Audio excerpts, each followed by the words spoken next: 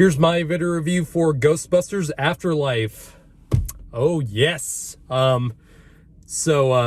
movie was one of the movies that got delayed a bunch of times across the pandemic, but weirdly enough, I don't know if this was a reshoot in the movie that they did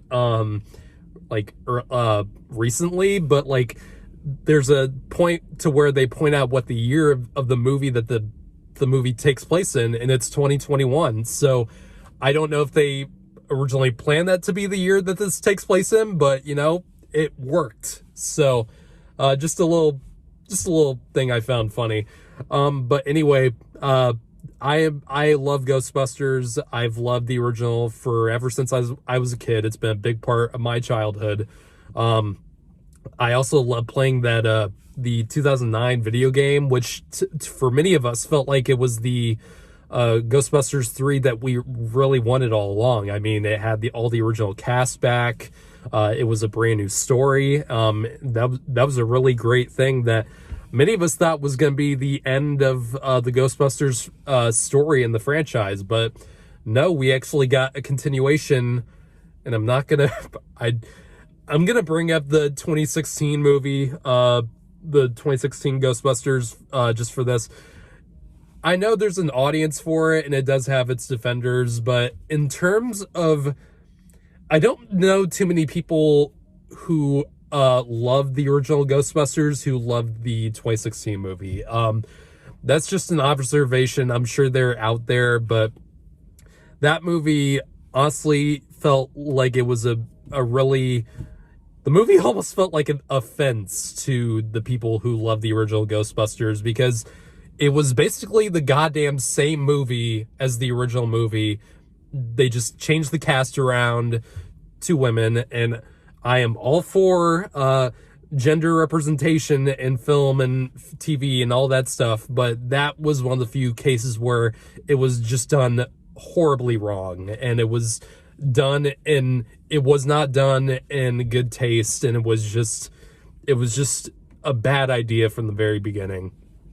And I thought that was gonna be it for a few years, and then I saw a video, like a little brief sneak peek for this movie, and it was of the Ecto-1 getting uncovered up in this tarp. And I was like, are they doing a new Ghostbusters? And then I looked it up, and Jason Reitman, the original director's son, is making a new one, and I got excited again. I was like, okay, maybe they might actually do this right.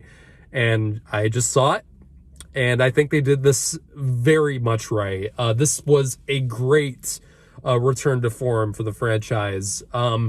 This is the Ghostbusters 3 that we probably didn't know we needed. This movie pays respect to the original films, and it doesn't do it in bad taste at all, in my opinion. I think it does it. There are a lot of Easter eggs in the film, and I think that's one of the things that critics don't like about this new one, or at least the ones who don't like it. The critics are kind of split on the movie, but I do think that audiences are they're really gonna be fond of this new Afterlife film, because the film is a brand new story, and it's not. And a lot of reboots tend to basically take the original formula and just change up the characters slightly, and incorporate the original cast to kind of give them the baton to continue forward, like the Star Wars sequel trilogy.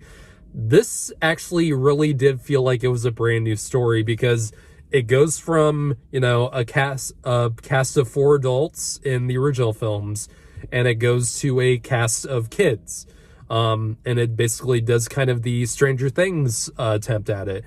And I think that was incredibly smart to do, because Stranger Things and all those things are very popular nowadays, and Ghostbusters is still a popular brand, and it's a good way to segue into a new series of movies without coming off like a cheap imitation. And this film but the film still has the magic and the feeling of the original films.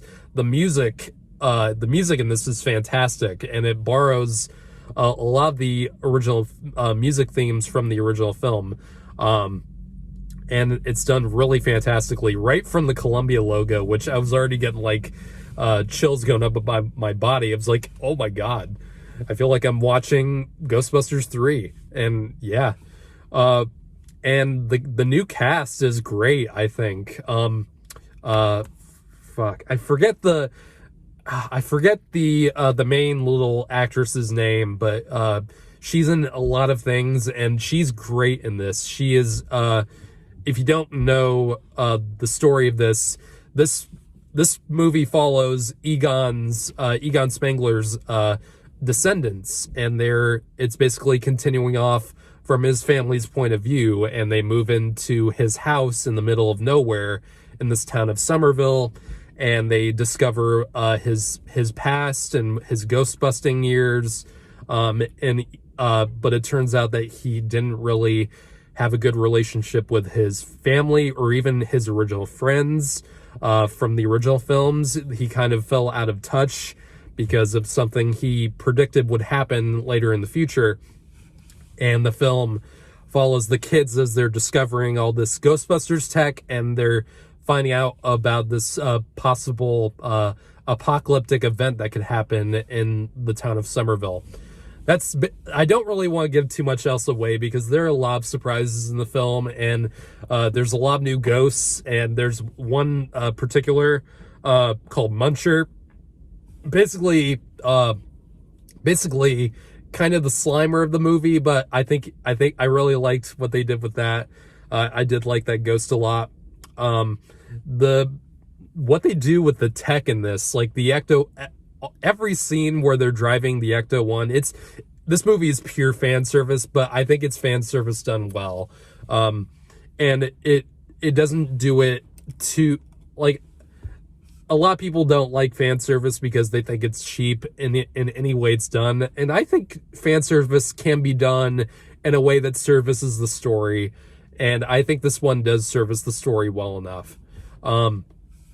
This film is full of surprises, especially at the end. And there's a lot of great moments that I will definitely remember going forward.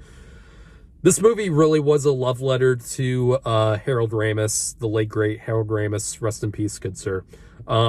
This movie totally pays respect to that guy, and the ending is a total love letter to him, and it's really well done. I got teary-eyed, and I did get really emotional, and I think it was done really well. Overall, the film's not without its flaws. I think some of what it does with the new cast of characters, some of the other characters are kind of flat and don't really have much to do. Carrie Coon plays the mother. She's fine in the film. I also liked, my brain is totally blank on some of these actors' names. The kid from Stranger Things is the brother of, I thought he did good too. I don't think he had too much to do like the mother character, but really, I also did like one of the other actors I forgot to mention, the podcast kid, who's the friend of the main girl. Really liked him. He had some good laughs in there. I mean, the story doesn't really make a whole lot of sense when you come down to it.